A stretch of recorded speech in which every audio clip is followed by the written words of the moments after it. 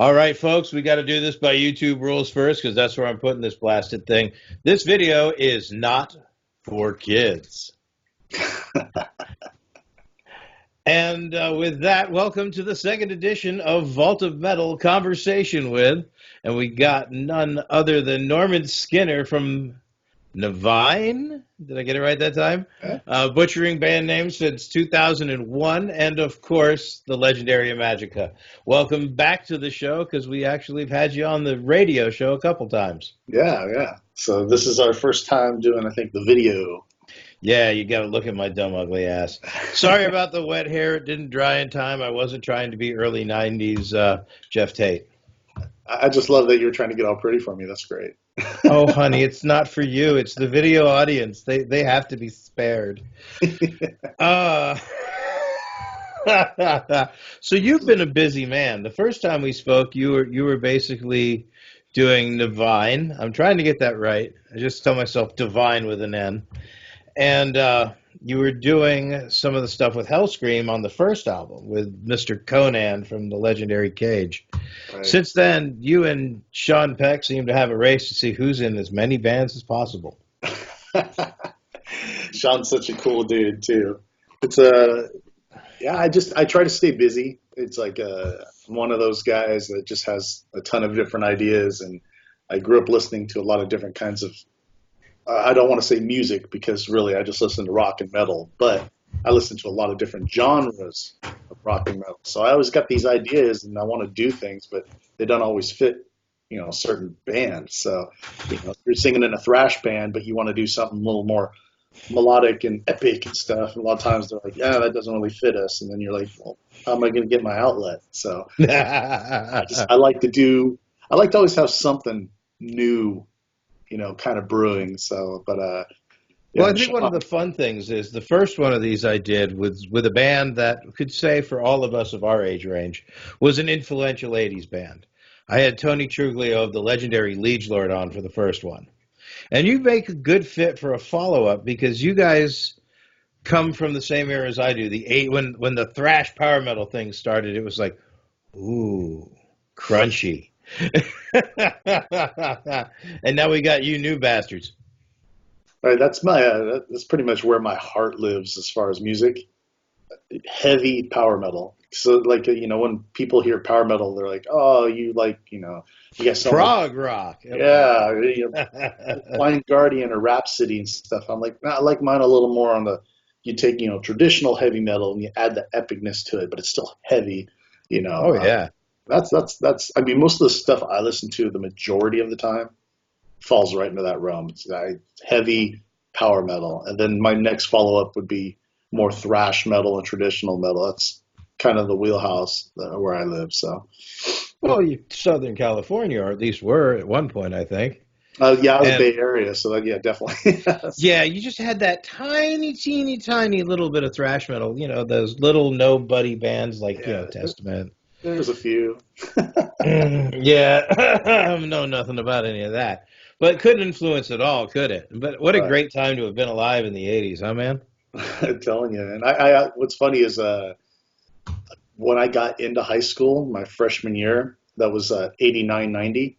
So I kind of feel like I really missed a good chunk of good stuff just by being born just slightly a little later than I could have been a little younger. I could have seen a lot of these bands more in their heyday and stuff. So I started getting into the metal scene when it was grunge and stuff like that. Yeah, you're definitely after the heyday there. Yeah. And sorry for the phone ping. I thought I'd turn the blasted thing off. You know how it goes. You get those after work calls. But no, I mean, it was a fun time. But I mean, when we first were speaking, you had started doing the solo project Skinner. And you've been in quite a few bands since we first talked. So I don't know where we should start the dirt at. Should we talk about, your past leading into now, or what do you want to do? Yeah, we can take a couple steps back to pick up. Yeah, let's get the dirty past out of the way and talk about the present. Sure. God. So Skinner, right? So okay, we'll have to take another step back. All right, let's talk to Magicka, sort of, right? There we All go. right, so we disbanded in 2010, right? It ran its course at that time. You know, it just 7 albums in, seven, I think seven. I think 7 albums in, and it was time to move on to something else. And I wanted to do something. I remember I was auditioning for a bunch of different bands. I was joining a bunch of different bands that didn't really go anywhere. Um, and sorry, I got the background noise too. Hey, shut up! so, so You're I on ended the up joining air, a you couple. know. Right, so I ended up doing Skinner because some of the guys from Imagika at the time were like, "Hey, let's do this," and I'm like, "Yeah, sure," you know. And we released the one album. It did pretty decent. It was all self release, self done. So I don't. It never really got the big push or anything. But then around the same time, that's when I was started doing the Hellscream album with you know, Conan, and and that was the same thing. Very underground. Only, you know, true like metal guys got a hold of it, and he got a lot of great press. Um, you know, and then I was in another band I'm not even going to mention. So we so fast forward to about 2015. That's when I the guys I had lined up for Skinner. It kind of fell apart, and I posted. I said, "Hey, I'm looking for a new project. Anybody needs, you know, like, you know, my kind of voice, hit me up." So of course I got the random, you know, slew of crap sent my way, the horrible demos, and just, I mean, you can imagine. Uh, Who, me? Never had a bad submission. No. so a buddy of mine, Brian O'Connor, who you might know from Deadlands, Vicious Rumors, Hmm. very phenomenal vocalist. He said, "Hey, Scoob, who's our buddy Claudius Kramer, who's now in Possessed. Scoob's looking for a singer Ooh, for his that's new a nice project." landing. Right. So he sent me some demos for his new band Niviane, and I within 2 days I demoed and recorded 3 songs, sent them back, and they were all like, "Oh, this dude's in." And you know, so that's how Niviane started.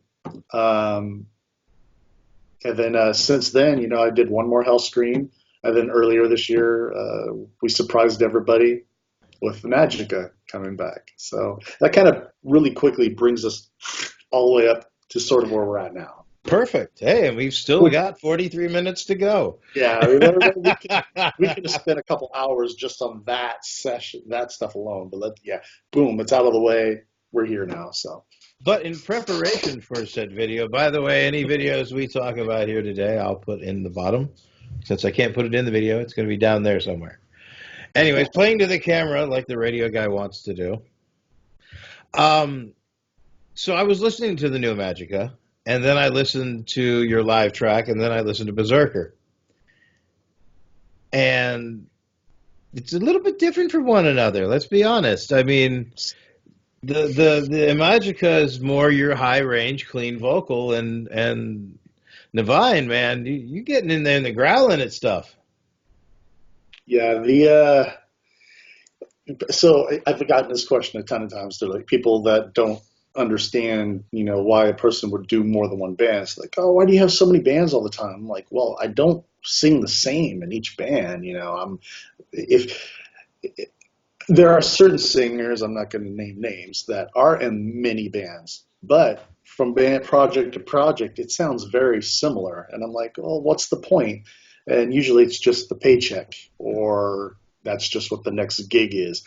Me, I never got into music as my sole, you know, way of making money, and I don't look at it that way. I look at it more creatively. So I can be very selective on what I decide that I want to do. So if I'm going to do multiple projects, I better change it up a little bit. I better bring something a little different, right? That's the way I look at it, anyway. Well, yeah, I mean, Magica its roots, like you said, 7 prior albums. You kind of have established a sound, Yeah. and the new stuff's really good. I mean, I have lived under a rock for several years on purpose to get excited about the music again. I mean, I know that's a terrible thing to say, but I think you can understand it as well. Eventually it's like, it's time to put the metal away for a little while and find my sanity again. There are some albums I've heard where I'm going, oh yeah, I need to put that away. Period.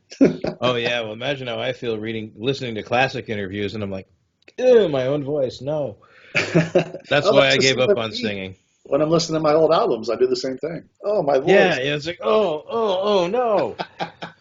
But no, I was quite impressed with Beserker, and forgive me, the one you just released, the new live one, Arise, Samurai. Arise Samurai. I knew it was Arise something. I couldn't remember. Really interesting song, and I actually was like, okay, I got to go watch this other one so I can understand what he's saying. Wasn't expecting you to be growling on stage. Here's a fun fact that a lot of people don't know about me. My very first band, well, I won't say my very first band, my very first club level band, out of the high school garages, but actually joining an established club band, was out of Pacifica, California, three-piece, and then I joined as a vocalist. We were a death metal band. And all I did was death vocals. There was no singing. There was no screaming. It was just all grunts and growls. And people, when they hear that, they're like, what? So if people that are fans and follow my stuff very closely, they'll see I'll sprinkle a little bit throughout. But I think the most I've done is maybe on my solo Skinner stuff. I do a lot of heavy stuff, and they're like, "Wow, I didn't know you could do that." I'm like, I can. I choose not to like just bombard it at you. Otherwise, I'm just going to be in another core band. If I can sing, I might as well sing. I like to paint, use different palettes. You know what I mean? So. Well, that's quite true because I remember I think it was this time last year you posted the rap video you were in. Oh, we don't. Oh, you said I could go anywhere I wanted, so Yeah, I went there. no, that was I actually watched the whole video. that was a close friend of mine, and he's like, "Oh, we need to do this," and I'm like, "All right." And what's funny is I recorded the vocals for his song back in 2013, and it wasn't. And I guess I don't know how long it sat around, but his management heard that track, and they're like, "That's the video song I want you guys to do." So he hit me up. He's like, "Hey," and I never thought I'd hear about that song again. And then earlier last year, he's like, "Yeah, my team wants you to come out. We'll come out to San Francisco and shoot the video." And I'm like, "Okay, this is definitely outside of my comfort zone." I'm like, "What do I wear?" Should I look yeah, I didn't know, but people that saw it were like, "Okay, I get this is not bad," because most of my It friends wasn't a bad song. they're all metalheads and they're like, "It's not my thing," but yeah, I wasn't rapping. I was just doing some back singing. So. But yeah, Ooh, I think we what's just funny is a had a lot of melt people moment. probably, I'm sure a lot of people have no idea that even exists now, until now. You're welcome.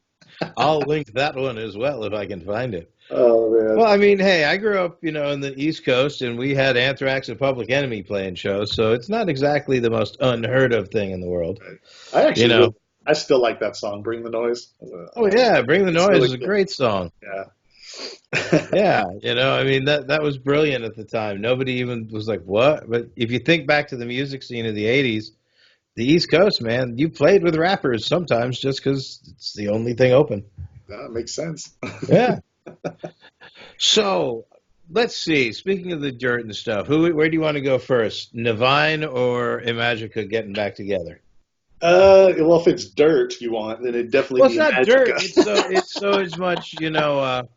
Where do we go in the discussion? Because I mean, I know you've got a bunch of stuff going on with Niviane. If you want to spend more time talking about that, we'll get Let's the other stuff out of the way. let's start with the Magicka.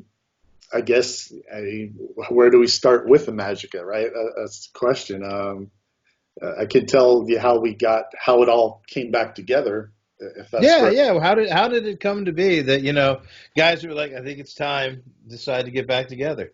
It was not, for those that followed that band. They know it was not a nice breakup, so to speak. There was a lot of trash talking and through the media and a lot of back and forth. And you know this is all really the bass player's fault why we're back together. So Jim Pegram, he plays bass in my solo band Skinner as well. he was always talking about, hey, we need to do Magic again. We need to do a Magica again. And I'm like, I'm cool. I don't feel the need to. And Steve, who is a Magic, I mean, he writes all the music, and he's the only original member from the get-go in the early 90s. He moved on and did Kill Ritual. So he has his Kill Ritual band. So, it was what it was. Well, he had Jim filling in on a couple shows when they were on tour with Iced Earth and a Sanctuary. So they were doing the North American tour. They happened to come through Sacramento. I was at the show, being a big Iced Earth fan. And, he saw me and he's like, hey, I want to talk to you afterwards. Steve saw me and I'm like, okay. And we ended up having too many drinks, having a good time, no big deal. And then he said that he always gets asked by fans, would you ever do another Magicka? We want more Magicka, which is funny because at the time I didn't think, I don't know. I mean, we had our following and stuff, but I would never say we were just like this huge band by any means. But when it's not there, people want it, right? Yep.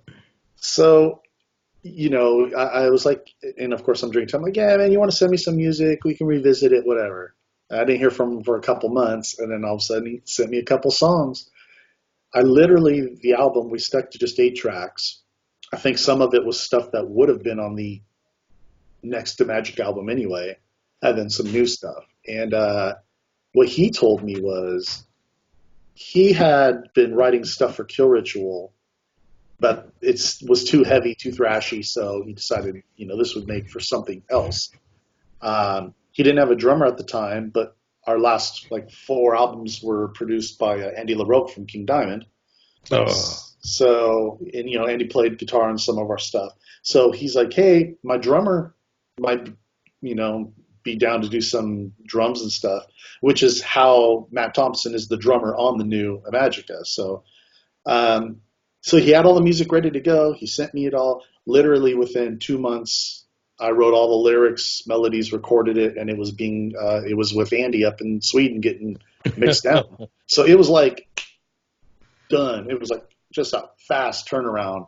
I think this time last year, I was sending him the tracks for the album. Oh, wow. About a year ago. Well, he had a lot going on, I guess, between you doing that, the other bands he works with, and King Diamond getting ready to yank him out again. Right. And the new album there. So, yeah, but Matt, what a great drummer. He's a nice guy. Yeah, I've never actually met him. Fantastic. I love the drums that he did on the album. So, well, one of these days, I'm sure you'll meet. Maybe. That's kind of how it came together. It came together super quickly, super fast. We've taught, we played 2 hometown shows for our diehard fans. We played some new stuff, some old stuff, but that was really the extent of it. Other than investing in a little bit, some new shirts and stuff. There's been no real talks or plans because Imagika was our main focus, main band. That was 10 years ago. Now it's, hey guys, we can all do this, but it's a side band. Kill Ritual's their number one. Niviane's my number one. So, tours and stuff, it'll have to be a good tour. It'll have to be festival offers. Otherwise, you're not going to see the But not unheard of to have a local show just for the hell of it, if everybody has the time. It just depends. But he has talked about sending some more music my way, so I do foresee another album. I haven't gotten a new song yet, but I do foresee another Magic album at the very least. Well, this leads me to a question I've never asked before. I just thought of it. Sure. We've talked about you and me and a lot of guests, countless other guests in the up-and-coming internet radio days, of technology and what it may not have hindered. What do you think of being able to do an album now, never being in the same room, and literally bands that are able to release album after album with no tour support? I mean, aside from the fact that they love to do it, you think maybe that takes something a little bit away about getting out in that garage? Yeah, there's definitely. So this is a perfect segue. Let's talk about Hellscream, right? Yeah. Right. So we just released our second Hellscream album in July this year, Hate Machine. So, but here's the funny thing. Good People album, by the way. I've met Dave 4 or 5 times total. period. Hmm. I've never met any of the other musicians that play on the albums. Uh, oh no, you know what? I did meet a couple of them at a Cage show once. But we've released 2 albums. We've never played a show. We've never rehearsed a song. So it's exactly what you talked about. Um, Really, what happens in that scenario is just a lot of back and forth where you're sending files back and forth, and one person's saying, "Hey, I think you should change this," and he says, "Okay, how's that sound?" And you say, "Yeah," as opposed to something that's maybe more fluid where you're in the thing and you're playing. Someone makes a mistake, and you're like, "Oh, I like that," and and it's you're playing off of each other. Um, it can work both ways, I guess, and sometimes it don't work at all. Yeah. I Well, really I that's think where it a lot just of garage bands end up as a fist fight and hurt feelings. so yeah, I think it's just the right people, right? You got to have the right people, the right situation. Like me, for instance, where I'm sitting right now, this is where I recorded the new Hellscream. This is where I recorded the last Niviane and the new Niviane. So I kind of get used to just doing everything from my little office here. So I'm sure the family loves it. right, yeah, I'm looking up at my wall of all my releases and stuff, and literally 3, 4, 5, 6, 7, 8. My last 8 albums, not including ones that have not been released yet, I recorded myself because I got tired of dealing with producers that didn't know what I wanted to hear. I wrote the song, going into a studio and being rushed because you're paying someone you only have X amount of time. It's like here, I can do as many takes as I want. I can get it just the way I want, and I kind of to that perspective, I absolutely love the ability to do that, and I love the technology. Yeah, the tech's great, but at the same time, it allows people to cheat. But Oh yeah, generally, people can tell when you're cheating. especially yeah. All they have to do is watch one live YouTube video. Like, Yep, ooh. it'll come off worse than Kerry King debuting a Dean guitar.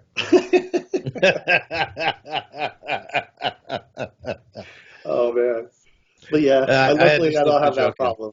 I mean, I'm more of a live guy anyway, so bring the energy and stuff. So So, how officially did Navine get started? they got together just out of a few guys here. So Claudius Kramer, who's now in Possessed, who's also in Dragon Lord with the Testament guys, he had a band called Oh, what a great band! right. So Sorry. he had a band called Serpent and Seraph with his wife, and she's a great singer. And I guess that sort of ran its course. A lot of people don't know this. He's a big power metal fan, even though he does a lot of the death metal, thrash stuff. He's a soft spot for that big epic power metal thing. So he wanted to try his hand at it. He got together with our now bass player Rick Stallkamp, who relocated from Minnesota, and Mark Miner, he's an instructional guitarist, and he played in a lot of cover bands and stuff, but phenomenal player. And they got together with another drummer in the area, and they will deny this, but they had another singer before. And they didn't tell me at the time. When they got me, they ended up firing him after they told me I was in. I had no idea. So, but they just got together. They started writing. I think about half the songs that are on the first album were starting to be written musically before I even joined, and they were doing that for about 5 months or so. I think before I got connected with them, and then as soon as I was in, everything was just like and almost done. The only changes that have happened was Claudius ended up leaving. About we did like 6 months of shows, and then he gave his part. He's like, you guys can keep the name and all that. He goes, I want to do this instead. We're like, oh, okay, and then and we're still super close. Actually, he's playing on another project that's in the works for me. It's one song, but we have something in the works. And then I had to fire the drummer because he had a pill issue, popping pills and stuff. It was just, and he admitted he's like he wasn't in the right place. So I brought in my Skinner drummer Noe Luna, and then we recruited Gary Tarpley, who had never been in another band other than an Iron Maiden cover band, and him and Mark worked perfect, and it just worked, man. And that's been the lineup ever since, and it's just been full steam ahead. People loving what we're doing. Well, the live song, is amazing. I thought it was a great song, but like I say, I wasn't expecting you to growl so much. But then Beserker, man, that's such an epic tale. I was thinking of this last night when I was listening to it. You can almost hear the influences in there. Just some of those epic European style power bands, not necessarily power metal, but I mean, the Viking or the Celtic, or just it gets you. It's like, it's you want that. I don't know. We want to do metal that just makes you like throw on some chainmail and go pillage a village or some shit. I don't know. But oh wow! Yeah, now everything. You make me think Pantera lyrics. Right. There you go. Pillage a village, thrash the scene. Yeah. But everything we write about, and lyrically, I do different things in different bands as well than just sing. So Niviane's very power metal, very warrior-esque, battles, war, mythology, history, anything in that realm I play with. Hellscream, I get a little more political, get a little more angry, and just, but I do throw in a little bit of the same type of mythology and stuff in there. Magicka is a little more demon angel tempers, feeling kind of, but on a dark side. Yeah. And then Skip's my more Skinner. I just play around with. I'll write a song about ghosts, and then I'll write a song about like love gone wrong and breakups. And it just depends. But yeah, for Niviane, it's very much try to stay in the lane. Mm-hmm.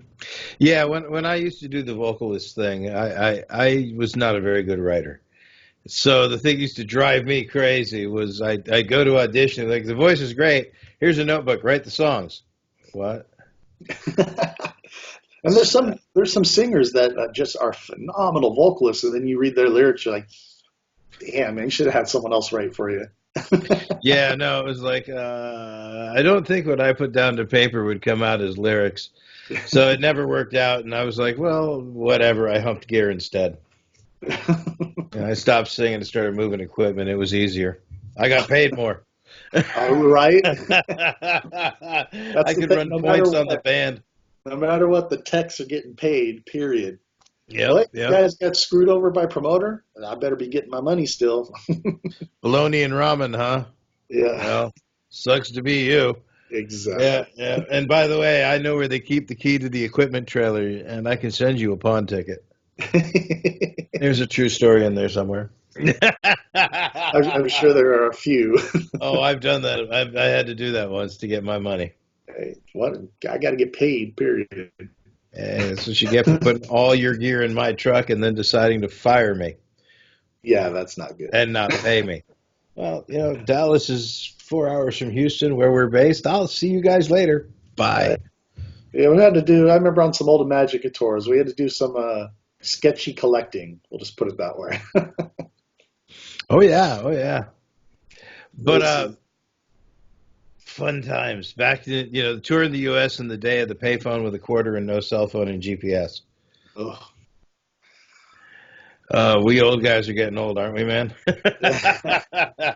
Yeah, I tell my family all the time I'm suffering. Oh, my OAF is acting up. That's my OAF. They're like, oh, I'm old as fuck.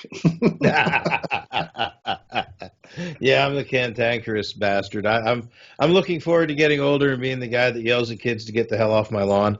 Right. So what are the plans for Niviane? I thought I saw something. You got some things coming up in the near future? Yeah, so we just shot another music video for a song called Fires in the Sky. It's in editing right now, so I can't wait to see I saw raw footage through the cameras. They were doing playbacks out there, and it looked badass. So we'll see. But that's going to be to promote the next album, The Ruthless Divine. We released the album artwork just a little while ago. Additionally, we added a full-time keyboardist to the band. He actually, yeah. So the thing is, he recorded on the first album. He wrote and recorded on the second album as well. So it made sense. So now we'll have, it'll sound more like the album live.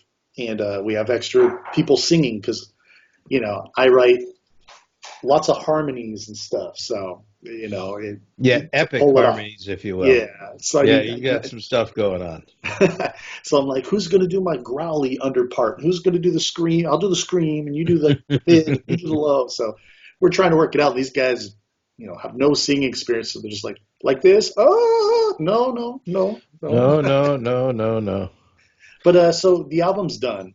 That's in the can. The album artwork's done. The layout's being finalized. We're getting ready to do shopping, see what's out there for the second album, because we're a lot further than we were when we shopped for the first album. So we want to see what's going on. And our new management is working on a full tour for 2020. So we did 2 tours in 2018. This last year we didn't do any touring. We just played sort of locally, and then we did the album and everything. So this year we want to do a full big tour. Yeah, well, hopefully you will come my way so I can finally get you guys live. Where are you based out of? I'm in Pittsburgh, Pennsylvania. Okay. Yeah, we've one of the tours we drove past there, but we didn't play. Yeah, So, no, you drove past and we're about 3 hours away. Yeah. Okay. I was like cussing you guys for that one. But no, I just moved here 2 years ago, so I've only been here a short while. Okay. But yeah, that's those are the plans for Niviane. We would like to have that album out probably late spring, and a video shortly before that to kind of promo it, and then hopefully a summer tour lined up, and then we're already working on album number 3 at the same time. So So here's the odd thing, speaking of new tech, old ways. Do you think the ability to be more prolific is becoming easier now that you have the tools, if you're willing to invest a little bit in your career and just keep grinding out as the ideas hit? Yeah, absolutely. I mean, it's so much better. I mean, we're in Niviane, we're very much gearheads. We spend a lot of money on our gear. We make sure that we have the right endorsements, etc. Me, I love having a home studio. All the guys have their own home studios because when something just comes to you, you can go into the other room, plug in and, lay it down. Even if it's in the middle of the night, you're like, wake up, you got this idea. Go, okay, I'll revisit in the morning. I'm going back to bed, At least it's there. Then you go, oh, yeah, genius. I mean, but I think it all depends, right? And then I've seen other guys where it's like they'll record a little section of a solo and then they'll loop it and it sounds like they're just shredding, even though, like you mentioned earlier, it's straight up cheating. It's like you can't really do that. Yeah, yeah. So hopefully, I think if you do? if you have the talent already, right, and then you have the tools and whatnot, it can pay off and get you where you want it. Otherwise, you're just a noodler and you're just putting shit together. So it seems like over the last 30 years, 40 years, you've had to learn the business to be a musician. It's not just, the golden ticket of the 80s now. Right. No EMI coming by to buy your career and your catalog. And now if you even want to be brick and mortar, you got to have rep or do your own rep or do the legs. And it's a pain in the ass, but in the end, you have more control and what ends up happening to your material. Oh, absolutely. Now you're speaking on the subject that I love. I'm a business guy. I run the business for Niviane, and I take care of all that. We're very much a do-it-yourself band, which nowadays you have to be. And I advise other bands to have at least one business person in your band, if not multiple, handling stuff. You can make sure you own your own music, do it all yourself, make sure your publishing is in order, and then really all you really need for a label nowadays, because you're not going to get no big advance recording, you're not going to get tour support. They might hook you up with some contact, but really they'll get your distribution out there. Really what you should just be doing is just signing a distribution deal and then hiring some promotional people or marketing people to get it out there so people know it's there, and work with the media, right? Yeah. Outside of those things, and then going out and just hustling and doing that, a label doesn't do much unless you're on a big label. I mean, and even then they don't unless you sell records. Right. You get that like 3-month push for the album, and then that's it. On to the next one. mean, it's just the way Yeah. it is. Anybody that thinks that they can just mail out 80 demo tapes to Columbia and, you know, things like that, and that some guy's going to show up at your show and be like, "Well, sign you get that." No, those days are Just long. like Brendan Fraser said in Airheads, hey, they won't listen to us. Let's go kidnap a radio station. I You wish know, somebody would really. do that. Oh, I know, right? I would love it. It would be great. That would be awesome. I love that movie. Yeah, it's one of the classics. You know, between it's Airheads and Spinal Tap. You know, those are two that I think a lot of us have been through. Sounds But fun. yeah, you know the business side of things, it's kind of funny when you think about it. Even this video thing, it has its own loopholes and things you got to learn and dirty your knuckles on and fight your way through. But you know, music, it just seems like now, though it's prolific and it really is, there's more choice than ever. I don't know, man. Sometimes it just seems like if you don't love it, you don't do it anymore. Because I know a lot of guys that just say, "I'm done. It's killed Right. it." I've been there. I've been there a couple times. It's usually been where, and it's never been necessarily the music that's gotten me down. It's been the business where I've just like you keep hitting a wall and things just aren't going your way, and you're like, oh, why am I struggling so hard? You know. And then when I put it away, it's like, oh, I'd rather just chill with the family and watch football and relax. And now I'm happy again. It's like, but Yeah. then I end up going back to the music because it's you do it for so long, it sort of becomes a part of you. But I guess one day I could be there where I just get burned out. I'm just done. I hang it up. I've said that I think 5 times now, three or four of them with radio, Keep coming back. and then you know 3 years into retirement and enjoying it, you start to itch and go, I still have more I can do, Right. and it sucks. It sucks because I never wanted to be on camera. I wanted to be just the voice guy, but now no, everyone's gone to video. There's no money in radio no more. That damn '80s pop song. I tell people there's no money in metal. I mean, in Hey general, now, hey unless you're now. it's like unless you're like the 1% bands. Otherwise, you're got a part-time job, and that's even if you're on a big level. Is Hmm. still, I mean, most of the bands people don't have any idea. The common listener, right? They don't go to this big concert and they don't understand like when that tour is over. A lot of these guys are going and hustling to get a part-time job till the next tour or something. You know, Yeah, it's well, it's the that's life. why there's a lot of carpenters in the metal industry. Carpenters, day laborers, construction guys. There's a reason why metal's blue collar, and it's not Right? just because we speak to the working man. No, it's because we are them. You get that. Well, it's also having the flexibility, right? It's either you have a job that allows you the flexibility to go out and do tours and do what you need to do, or you have a job that's like, all right, I'm out. And I'm going to pick up a new one right when I get back. So yeah, if you're a contractor or anything like that, you just wait for the next gig, and you know, and it works. And that's why a lot of people know the saying in music, would you like fries with that?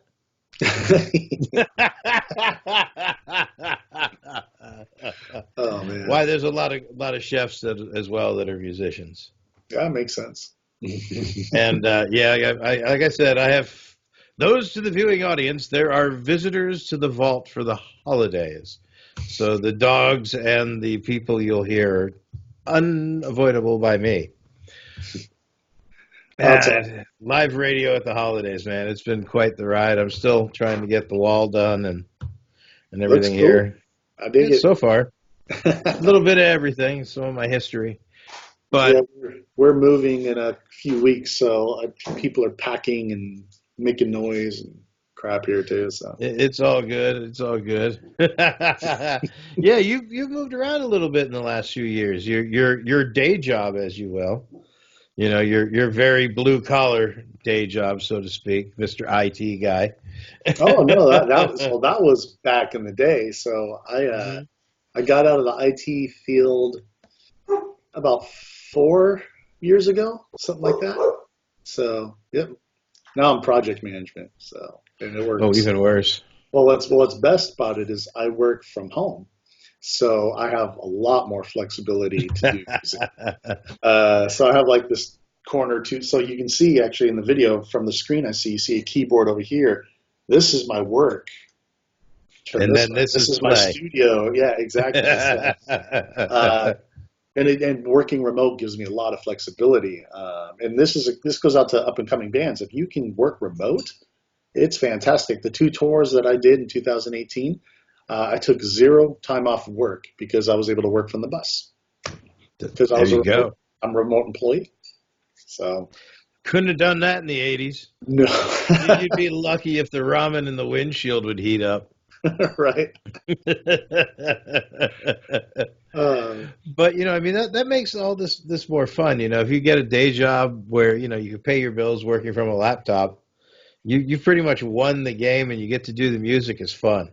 Yes. And I think sometimes, and I don't think the older fellas, the ones that had a name when we were growing up, we had the patches on our jackets, but these new guys coming up that are becoming the old guard, I think some of them, I don't know, it's a different playground for them than it was for us.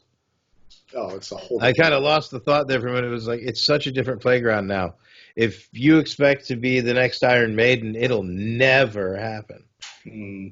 Definitely not. I mean, There'll never be bands like that again. never. Yeah, there's not. I mean, there's going to be no more Iron Maidens, no more Metallicas. I mean, it's just unless something drastically changes again in music where they're able to really lock down music where Yeah. people are having to buy it again. But Hmm. I don't know. It would have to be something drastic like that to really change it to where it was something where we're really getting paid for the art. But I don't see it happening.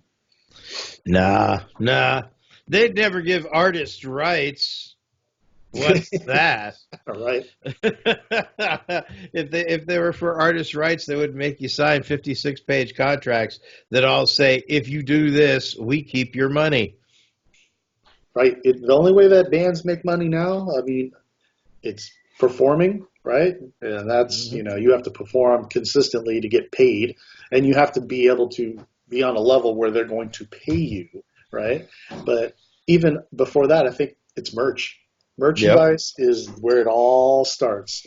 Merch, merch, merch, merch, merch. And then once you get to a level where you're actually being paid, not necessarily buying onto tours and stuff, but you're actually getting paid. Where how you make your money, right, is branding, right? All Yeah. these bands are putting out beers and things like that.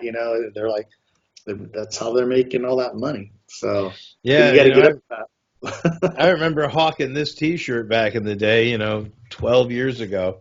Every show, get your T-shirt now. right? But I think if I'd had the video camera going, then I've sold a lot less. But so, do you guys have any current plans for Niviane to be playing live or doing anything else in the near future? Turn of the Yeah, year?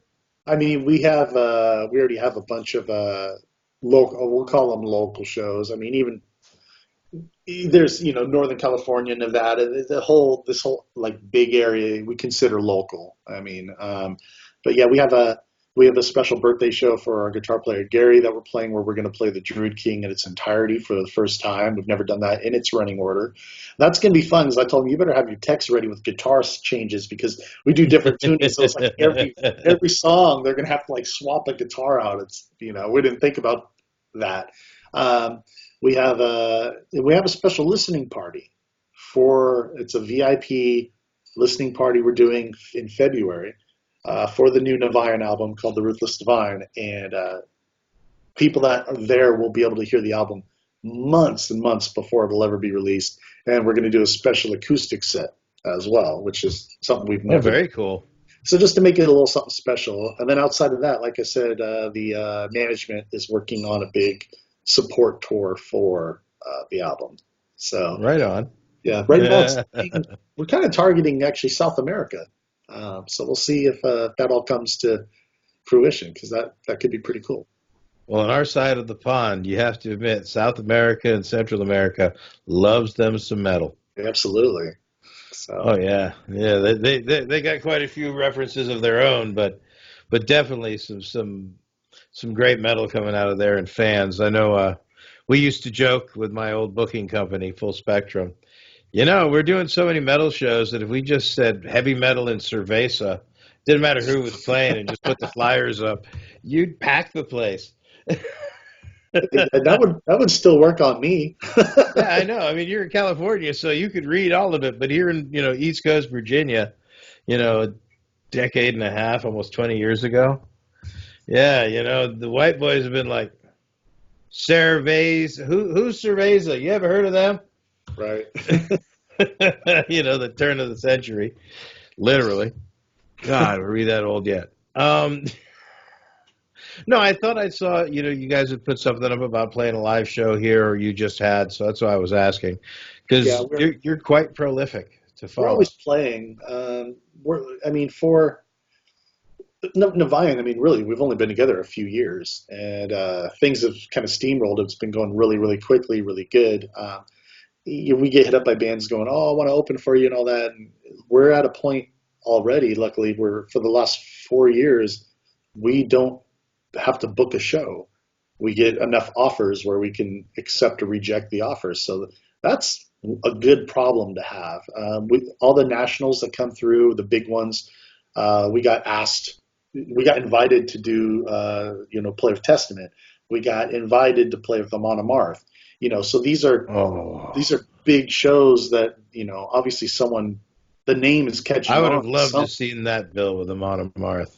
That was a fantastic show. Because you guys really, again, Beserker, man, made me think. There's a bit of Amon in there, but it also sounds like Manowar trying to be Amon Amarth. Not to be insulting to any of the bands involved in this. I mean, that's really it had the epic, but made you want to be like, let's go bash Viking skulls. Right.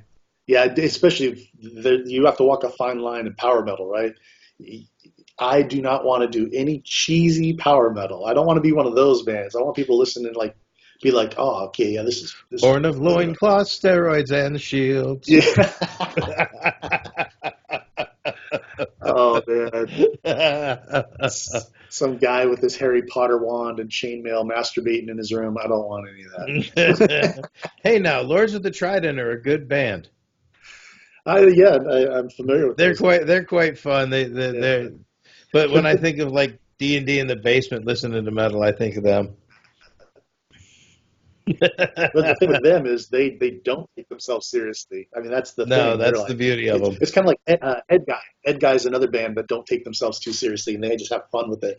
I consider Lords of the Trident very similar. They're like, we're going to have fun with our metal. This is what we're about, and that's the disclaimer, as opposed to other bands that they take their fairies and goblins very seriously, and it's like, I can't, man. That ring of mushrooms out there, I wonder what you're growing them in. I think you're eating them a little too often.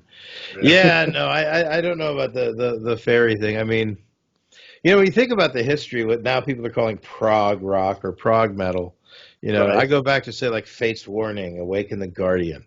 You go back to stuff like that, and there was a lot of energy in that. And then bands like Liege Lord with Master Control, and even Manowar. I mean, there was some silly stuff there, sure. And then you had bands like Raven, who were just all over the place. And then it led all to this wonderful little amalgamation of edgy power metal with thrash.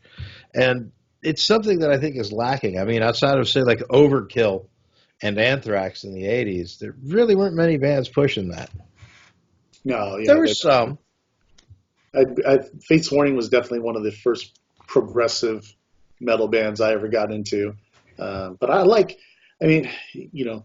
for me, I'd say my favorite, Fate's Warning probably ranked number 2 for me in my favorite prog bands. Number 1 probably be Symphony X, really heavy but proggy. I love Dream Theater. Well, a majority of their albums. There's been a couple where I was like, but a majority across the board. I love a lot of especially their early stuff with like Pull Me Under and yeah. Absolutely. Yeah. So for progressive stuff, it's really got to still have some edge to it and keep my attention.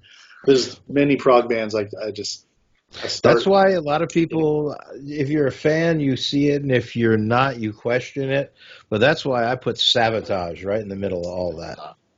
There you go. That's like one of my all-time favorite bands. Mr. John Oliva, man, the man who put power growl into power metal vocals. I mean, If you think I'm wrong, go back and watch Hall of the Mountain King and listen to Right. that laughing scream. Yeah, and tell me that's not some edge there. Yes. I'm Or Siren. huge Sabotage fan. Same Big here. Sabotage fan. Yep. I've been lucky enough to meet him a lot of times. I actually hang out with John a few times, which is very cool. He's Little envious awesome there, dude. but So, but yeah, they're still up there. I mean, I know I always cross my fingers and hope for another Sabotage album, but it's never going to happen. So, no, closest we get is the new Trans-Siberian Orchestra. exactly. You know, off of one of the great '90s albums, "Dead Winter Dead." You know, Yep. They but started playing live. I know they started playing like Believe and Chance. They've they been played filming. Chance when we saw him last year. It was amazing, Very cool. and And Zach was especially on for, stage, so. yeah, he's such a phenomenal vocalist as well. I love that dude's voice. Oh yeah, yeah. You know, it's funny because I've had Chris on the show, I think 5 times, Chris Caffrey. And the one time I worked with Sabotage in the 80s, they came in, they played this place in Houston, Texas called the After Dark. And they were in such hell when they got there. They were all hung over. But Chris was the worst. And he remembered this because apparently somebody gave them something the night before and it knocked him out for 14 hours. They literally sat him on a stool, and he was asleep trying to do sound check. It was the night that they played without Chris Caffrey on Gutter Ballet. Yeah, yeah. They were so hammered. Chris just slept through the show.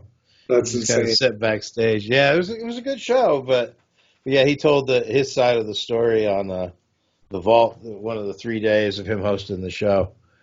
And so that was a great story. Like, oh, wow, I remember that show. I played that show, sort of. I wasn't really there because I walked into work and the whole band had their head on the bar. I've actually never met Chris. I would love to. And Chris is, now I'm envious. yeah, Chris is amazing, man. If you like Chris Caffrey, for those of you who don't know who Trans-Siberian Orchestra is, he's got to be one of the hardest working guitar players in metal. He's got that new, was it Spirits of Fire with Ripper Owens? That's Yeah, he's got project, that. right? He's got his other project. He plays with Dora when she comes to the U.S. He's always on somebody. He's done Carl Kennedy's last album. I know he Carl had Kennedy a of the couple, Rods. I think Faces or something. He had like some solo albums as well, right? Yeah. Yeah, that's where my buddy Paul LaPlaca comes from. Oh, I'm friends online with Paul. I think I might have met Paul once at Prague Power in Atlanta, actually. You probably did from his either his ZO2 days or Zandel. Yeah, he's a cool guy. From our Oh yeah. Now he's in Spiritual Sickness. Okay. Yeah, we're We all getting him get next around. month. Hey man, I got to go to my friends first. You the guys are going to put up with the low ratings, and hey, I'm just starting out. Yeah, it's sort of like how I got King Diamond. 4 years of who is this again? What are we doing? Don't worry, I'll turn it on and y'all just handle it from there. But I know you got to get going, brother. We're getting close to our hour mark. I want to apologize for the doggy interruption. Oh, yeah. But man, I want to wish you happy holidays here from us at the Vault, and thank you so much for doing this, man. Oh, absolutely. And for those of you watching and stayed to the end, don't forget, at least until January 1st, code Metalhead on the Teespring link below. Get your intellectual fornicator shirt. But don't forget to do all the YouTube stuff, like, share, subscribe, because they're certainly not going to do it for me. And we'll be back in just a little while.